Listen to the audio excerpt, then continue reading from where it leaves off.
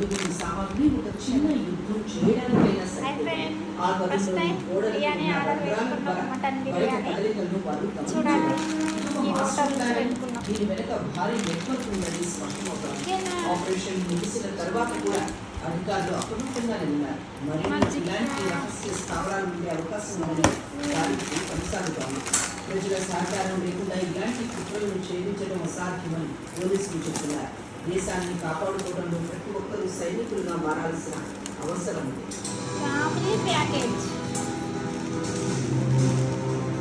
ఆ చీకటి స్వరంగం నుంచి బయటకు వచ్చిన ఉగ్రవాదుల ముఖాల్లో ఎలాంటి పశ్చాత్తాపం కనిపించలేదు. వారి చూపుల్లో క్రూరత్వం, కళ్ళల్లో దేశం పట్ల ద్వేషం స్పష్టంగా చాలా బాగుంది. 2 eggs కూడా వచ్చాయి. ఆ ప్రాంతంలోని నేల సొరంగాలను నిర్మించి వర్షాకాలంలో కూడా నీరు చేరకుండా డ్రైనేజీ వ్యవస్థను ఇంతటి సాంకేతిక పరిజ్ఞానం వారికి ఎక్కడి నుంచి వచ్చిందన్నది గొప్ప ప్రశ్న. అధికారులు ఆ ప్రాంతంలోని మట్టి నమూనాలను కూడా సేకరించి పరిశీలిస్తున్నారు.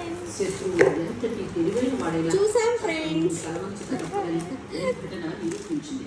బెంగాల్ గడ్డపై ఉగ్రవాద మూలాలను పెకిలించి వేయడమే లక్ష్యంగా విచారణ సాగుతోంది.